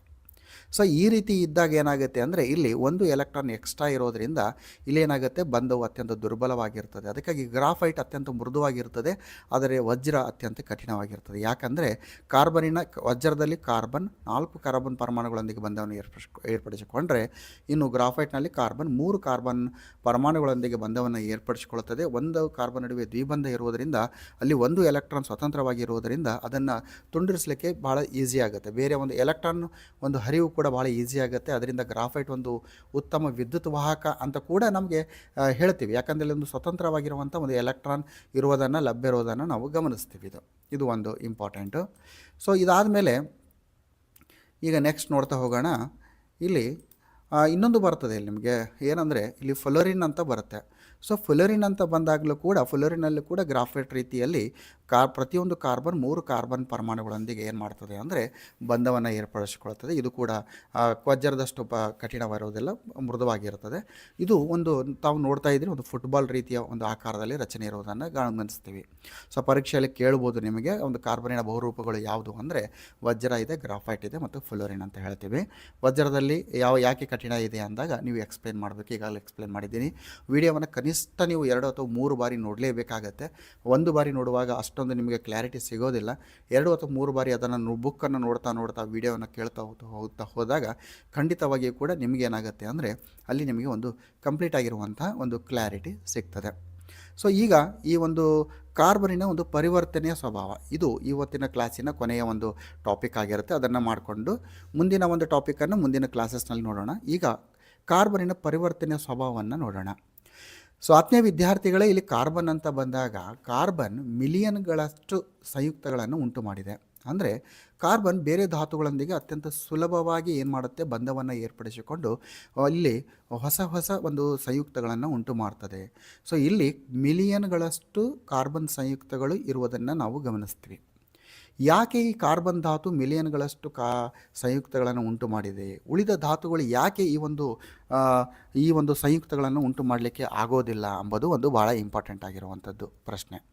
ಸೊ ಯಾಕೆ ಅಂದರೆ ಕಾರ್ಬನಿನ ಒಂದು ಅನನ್ಯವಾಗಿರುವಂಥ ಒಂದು ಗುಣ ಇದೆ. ಏನಂದರೆ ಅದನ್ನು ಇಲ್ಲಿ ಎಕ್ಸ್ಪ್ಲೇನ್ ಮಾಡ್ತೀನಿ ನಾನು. ಕಾರ್ಬನಿನ ಒಂದು ಅನನ್ಯವಾಗಿರುವಂಥ ಗುಣ ಯಾವುದು ಅಂದರೆ ಇಲ್ಲಿ ಕೆಟನೀಕರಣ ಅಂತ ಕರಿತೀವಿ. ಏನಿದು ಕೆಟನೀಕರಣ ಅಂತ? ಸೊ ಕೆಟನೀಕರಣ ಅಂದರೆ ಇಲ್ಲಿ ಕಾರ್ಬನಿನ ಒಂದು ಪರಮಾಣು ಕಾರ್ಬನಿನ ಇನ್ನೊಂದು ಪರಮಾಣುವಿನೊಂದಿಗೆ ಬಂಧವನ್ನು ಏರ್ಪಡಿಸಿಕೊಂಡು ಈ ರೀತಿ ಕಾರ್ಬನಿನ ಉದ್ದವಾದ ಒಂದು ಸರಪಳಿ ಆಗ್ತದೆ. ಇದನ್ನು ನಾವು ಕೆಟನೀಕರಣ ಅಂತ ನಾವು ಕರಿತೀವಿ. ಗಮನಿಸ್ಬೇಕು ನೀವು, ಇಲ್ಲಿ ಎಷ್ಟು ಕಾರ್ಬನ್ ಇರ್ತವೆ ಅಂದರೆ ಇದು ಅನ್ಲಿಮಿಟೆಡ್ ಅಂತ ಅರ್ಥ. ಇಲ್ಲಿ ಅಸಂಖ್ಯಾತ ಕಾರ್ಬನ್ಗಳ ಒಂದಕ್ಕೊಂದು ಬಂಧವನ್ನು ಏರ್ಪಡಿಸಿಕೊಂಡು ಏನಾಗುತ್ತೆ, ಒಂದು ಕಾರ್ಬನಿನ ಉದ್ದವಾದ ಸರಪಳಿ ಆಗ್ತದೆ. ಸೊ ಈ ರೀತಿ ಸರಪಳಿಯನ್ನು ಬರುವಾಗ ಅದು ಪ್ರತಿಯೊಂದು ಕಾರ್ಬನಿನ ಒಂದು ವೆಲೆನ್ಸಿ 4 ಇರ್ತದೆ. ನಾವು ಈ ರೀತಿ ಬಂಧವನ್ನು ಸೂಚಿಸಬೇಕು. ಪ್ರತಿಯೊಂದು ಕಾರ್ಬನ್ ಸುತ್ತಲೂ 4 ಬಂಧವನ್ನು ಇರುವುದನ್ನು ನಾವು ಸೂಚಿಸಲೇಬೇಕಾಗ್ತದೆ. ಸೊ ಒಂದು ವೇಳೆ ಇಲ್ಲಿ ಕಾರ್ಬನ್ ನಡುವೆ ಏನಾದರೂ ದ್ವಿಬಂಧ ಇದ್ದರೆ ಏನಾಗುತ್ತೆ, ಈ ಕಾರ್ಬನ್ ಗಮನಿಸಿ 1 2 3 ಇದೆ. ಇಲ್ಲಿ ನೀವು ಕೇವಲ ಒಂದು ಬಂಧವನ್ನು ಸೂಚಿಸಬೇಕು. ಸೊ ನೋಡಿ ಇಲ್ಲಿ 1 2 3 ಇದೆ, ಒಂದು ಬಂಧವನ್ನು ಸೂಚಿಸಿ. ಸೊ ಈ ರೀತಿ ಕೆಟನೀಕರಣ ಕಾರ್ಬನ್ ಯಾಕೆ ಮಿಲಿಯನ್ಗಿಂತ ಹೆಚ್ಚು ಸಂಯುಕ್ತಗಳನ್ನು ಉಂಟು ಮಾಡುತ್ತೆ ಅಂದರೆ ಕೆಟನೀಕರಣ ಒಂದು ಅನನ್ಯ ಗುಣದಿಂದಾಗಿ ಕಾರ್ಬನ್ ಮಿಲಿಯನ್ಗಿಂತ ಹೆಚ್ಚು ಸಂಯುಕ್ತಗಳನ್ನು ಉಂಟು ಮಾಡ್ತದೆ ಅಂತ ಹೇಳ್ತೀವಿ. ಸೊ ಇಲ್ಲಿ ಪ್ರತಿಯೊಂದು ಏನು ಎಡ್ಜ್ನಲ್ಲಿದೆ ಇಲ್ಲಿ ಬೇರೆ ಬೇರೆ ಧಾತುಗಳನ್ನು ಧಾತುಗಳೊಂದಿಗೆ ಬಂಧವನ್ನು ಏರ್ಪಡಿಸಿಕೊಳ್ತದೆ. ಉದಾಹರಣೆಗೆ ಅದು ಹೈಡ್ರೋಜನ್ ಇರ್ತದೆ. ಕೆಲವೊಂದು ಬಾರಿ ಅದು ಕ್ಲೋರಿನನ್ನು ಕೂಡ ಇಲ್ಲಿ ಬಂಧ ಏರ್ಪಡಿಸ್ಕೊಳ್ಬೋದು. ಕೆಲವೊಂದು ಬಾರಿ ಬ್ರೋಮಿನೊಂದಿಗೆ ಬಂಧವನ್ನು ಏರ್ಪಡಿಸಿಕೊಳ್ಳುತ್ತದೆ, ಹೈಡ್ರೋಜನ್ನೊಂದಿಗೆ ಬಂಧವನ್ನು ಏರ್ಪಡಿಸಿಕೊಳ್ಳುತ್ತದೆ. ಸೊ ಈ ರೀತಿ ಏನಾಗುತ್ತೆ ಅಂದರೆ ಇದು ಕೆಟನೀಕರಣ ಗುಣ ಏನಿದೆ, ಈ ಕೆಟನೀಕರಣ ಗುಣ ಏನು ಮಾಡಿದೆ ಅಂದರೆ ಕಾರ್ಬನ್ ಮಿಲಿಯನ್ಗಿಂತ ಹೆಚ್ಚು ಸಂಯುಕ್ತಗಳನ್ನು ಉಂಟು ಮಾಡಲಿಕ್ಕೆ ಸಹಾಯಕಾರಿಯಾಗಿದೆ ಅಂತ ಹೇಳ್ತೀವಿ. ಇದು ಕಾರ್ಬನಿನ ಒಂದು ಅನನ್ಯ ಗುಣ. ಇದು ಎಕ್ಸಾಮ್ನಲ್ಲಿ ಯಾವ ರೀತಿ ಪ್ರಶ್ನೆ ಬರ್ತದೆ ಅಂದರೆ ಕಾರ್ಬನಿನ ಒಂದು ಕೆಟನೀಕರಣ ಎಂದರೇನು ಅಂತ ಕೇಳ್ತಾರೆ. ನೇರವಾದ ಪ್ರಶ್ನೆ ಕೆಟನೀಕರಣ ಎಂದರೇನು ಅಂತ ಕೂಡ ಕೇಳ್ತಾರೆ. ಅಥವಾ ಕಾರ್ಬನಿನ ಒಂದು ಅನನ್ಯ ಗುಣವನ್ನು ಎಕ್ಸ್ಪ್ಲೇನ್ ಮಾಡಿ ಅಂತ ಬಂದಾಗ ಒಂದು ಕೆಟನೀಕರಣ ಅದು ಬರ್ತದೆ. ಸೊ ಈ ಕೆಟನೀಕರಣ ಏನು ನಾನು ಎಕ್ಸ್ಪ್ಲೇನ್ ಮಾಡಿದೆ. ಸೊ ಇದರಲ್ಲಿ ಮತ್ತೊಂದು ಅಂಶ ಬರ್ತದೆ.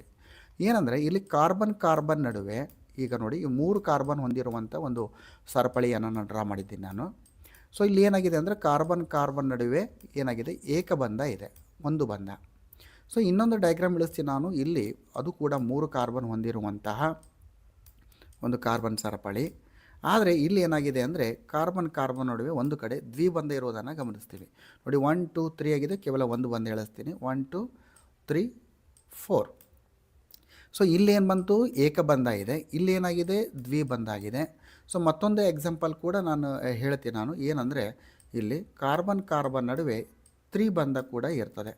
ಅಂದರೆ ಕೆಟನೀಕರಣದಲ್ಲಿ ನಾವು ಎಷ್ಟು ಯಾವ ರೀತಿ ಗಮನಿಸ್ತೀವಿ ಅಂದರೆ ಇಲ್ಲಿ ನೋಡಿ ತ್ರಿಬಂಧ ಎರಡಾಯಿತು, ಇನ್ನೂ 2 ಬಂಧಗಳನ್ನು ಮಾಡ್ತೀನಿ. ಇಲ್ಲಿ 1 2 3 4 ಇದೆ, ಇದು ಯಾವುದೇ ರೀತಿಯ ಬಂಧಗಳ ಅವಶ್ಯಕತೆ ಇಲ್ಲ. 1 2 3 ಇದೆ ಬಂಧ ನೋಡಿ, ತಾವಿಲ್ಲಿ ಗಮನಿಸ್ತಾ ಇದ್ದೀರಿ ಇಲ್ಲಿ.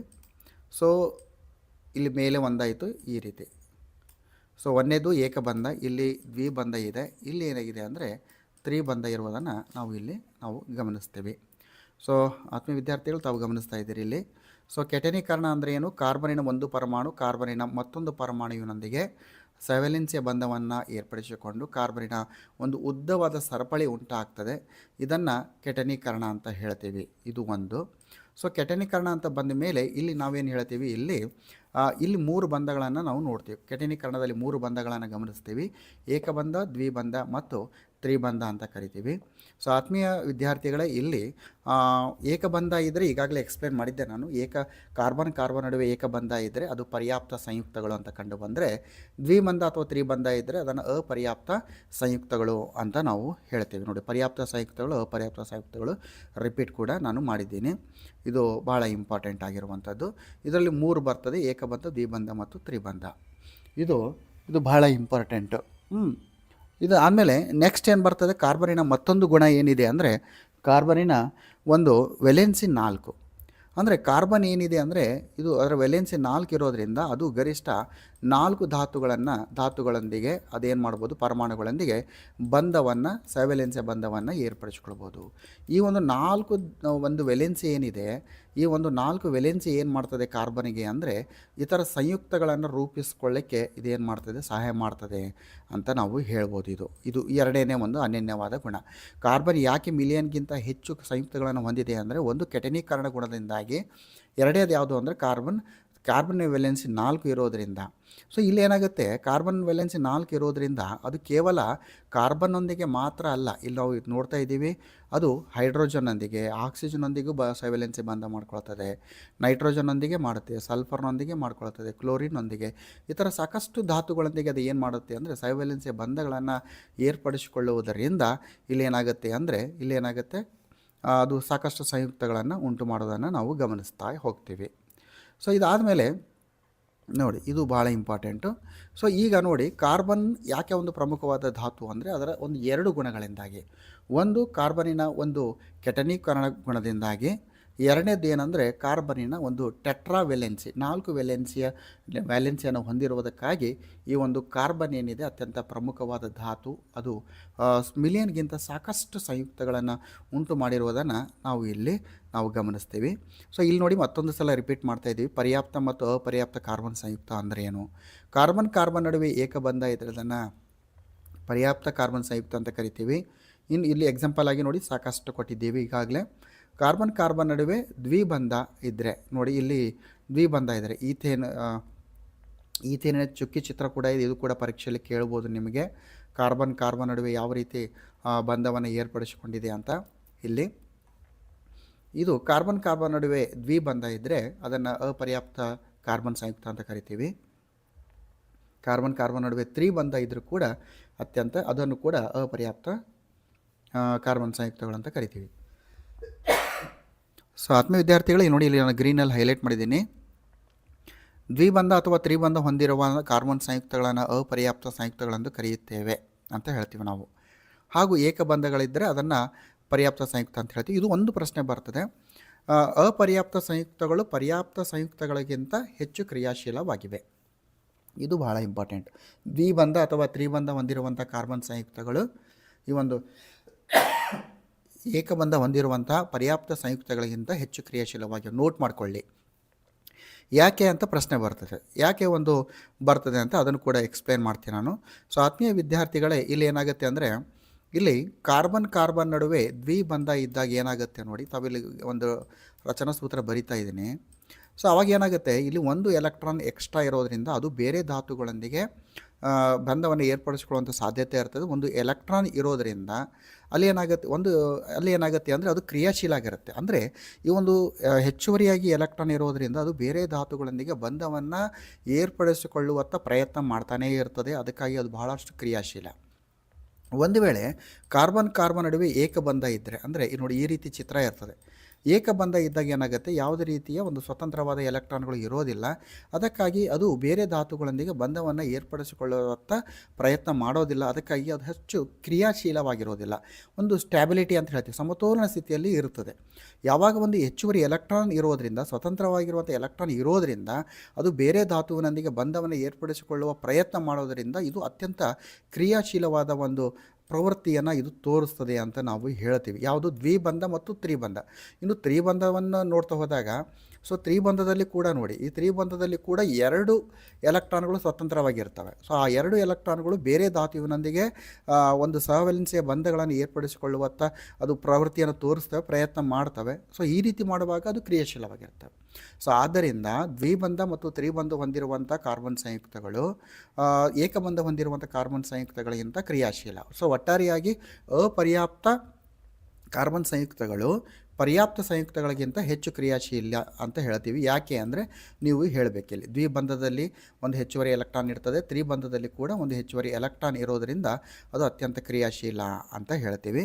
ಸೊ ಫೈನಲಿ ನಮಗೆ ಇನ್ನೂ ಒಂದು ಪಾಯಿಂಟ್ ಬರ್ತದೆ, ಅದನ್ನು ಹೇಳ್ಕೊಂಡು ನಾನು ಕಂಪ್ಲೀಟ್ ಮಾಡ್ತೀನಿ ಇವತ್ತಿನ ಕ್ಲಾಸ್. ಇನ್ನೊಂದು 10 ಮಿನಿಟ್ಸ್ ನಾನು ಎಕ್ಸ್ಪ್ಲೇನ್ ಮಾಡ್ತೀನಿ ನಾನು.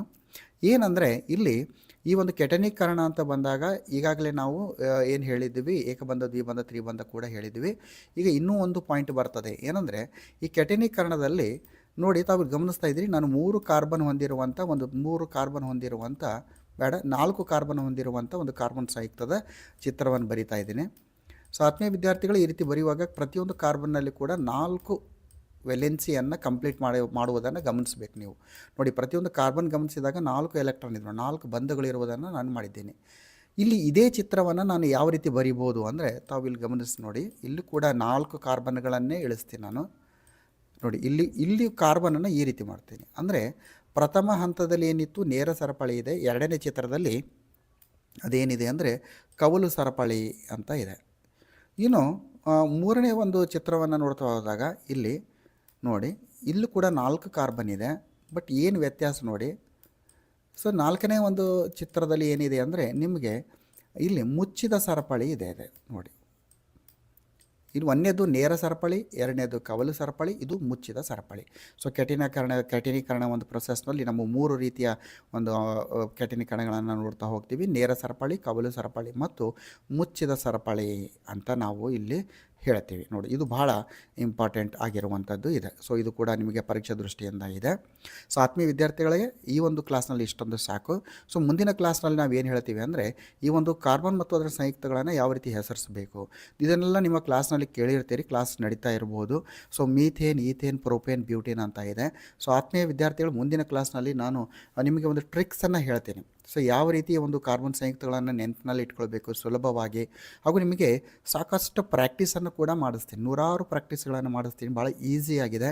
ಸೊ ಮುಂಬರುವ ದಿನಗಳಲ್ಲಿ ಈ ಒಂದು ರಚನಾ ಸೂತ್ರಗಳೇನಿದೆ ಇದನ್ನು ನೀವು ನಿಮ್ಮ ಮನೆಯ ಎದುರುಗಡೆ ರಂಗೋಲಿಯನ್ನು ಇಳಿಸಬೇಕು. ರಂಗೋಲಿಯನ್ನು ಬರೆಯೋದ್ರ ಮುಖಾಂತರ ರಚನಾ ಸೂತ್ರಗಳನ್ನು ಪರ್ಫೆಕ್ಟ್ ಮಾಡಿ ನಾವು ವಿವಿಧ ರೀತಿಯಲ್ಲಿ ವಿನೂತನವಾಗಿ ನಾವೀನ್ಯತೆಯಿಂದ ಪ್ರಾಕ್ಟೀಸ್ ಮಾಡೋಣ. ಒಟ್ಟಾರೆಯಾಗಿ 2024-25ನೇ ಸಾಲಿನ ವಾರ್ಷಿಕ ಪರೀಕ್ಷೆಯಲ್ಲಿ ಅತ್ಯಂತ ಹೆಚ್ಚಿನ ಅಂಕಗಳನ್ನು ಪಡೆಯುವಂಥದ್ದು ನಮ್ಮ ಗುರಿ. ನಿಮ್ಮ ಒಂದು SSLC ವಾರ್ಷಿಕ ಪರೀಕ್ಷೆ ನಂತರ ಏನು ಸ್ಕೋರ್ ಮಾಡ್ತೀರಿ, ದಯವಿಟ್ಟು ನಿಮ್ಮ ಸ್ಕೋರನ್ನು ನಮ್ಮ ಕಾಮೆಂಟ್ ಬಾಕ್ಸ್ನಲ್ಲಿ ಕಾಮೆಂಟ್ ಮಾಡಿ. ನಿಮ್ಮ ಒಂದು ರಿಸಲ್ಟ್ ಏನು ಬರ್ತದೆ, ಆ ರಿಸಲ್ಟಿನ ಒಂದು ಖುಷಿಯಲ್ಲಿ ನಮ್ಮ ಚಾನಲ್ ಕೂಡ ಏನಾಗುತ್ತೆ ಅಂದರೆ ನಿಮ್ಮೊಂದಿಗೆ ನಾವು ಪಾಲ್ಗೊಳ್ತೀವಿ. ಸೊ ಆತ್ಮೀಯ ವಿದ್ಯಾರ್ಥಿಗಳೇ, ನಾಳಿನ ಒಂದು ಕ್ಲಾಸ್ನಲ್ಲಿ ನಾವು ಇದೊಂದು ಸ್ವಲ್ಪ ರೀಕ್ಯಾಪ್ ಕೂಡ ಮಾಡ್ತೀವಿ. ರೀಕ್ಯಾಪನ್ನು ಮಾಡಿಕೊಂಡು ನಾವು ಮುಂದಿನ ಒಂದು ಎಕ್ಸ್ಪ್ಲೇನ್ ಮಾಡ್ತಾ ಹೋಗ್ತೀವಿ. ಭಾಳ ಇಂಪಾರ್ಟೆಂಟ್ ಆಗಿರುವಂಥದ್ದು ಇದೆಲ್ಲ ಸಾಕಷ್ಟು. ಸೊ ಮುಂದಿನ ಒಂದು ಕ್ಲಾಸ್ನಲ್ಲಿ ಅದನ್ನು ಕೂಡ ನಾವು ಎಕ್ಸ್ಪ್ಲೇನನ್ನು ಮಾಡ್ತಾ ಹೋಗ್ತೀವಿ ಅಂತ ಹೇಳ್ತಾ, ಎಲ್ಲರೂ ಕೂಡ ವಾರ್ಷಿಕ ಪರೀಕ್ಷೆಯಲ್ಲಿ ಅತ್ಯುನ್ನತ ಶ್ರೇಣಿಯಲ್ಲಿ ಉತ್ತೀರ್ಣರಾಗಲಿ ಅಂತ ನಮ್ಮ ಯೂಟ್ಯೂಬ್ ಚಾನಲ್ ಮುಖಾಂತರ ಹಾರೈಸ್ತಾ, ನಾಳಿನ ಒಂದು ಯೂಟ್ಯೂಬ್ ಲೈವ್ ಕ್ಲಾಸ್ನಲ್ಲಿ ಮತ್ತೆ ಸೇರೋಣ ಅಂತ ಹೇಳ್ತಾ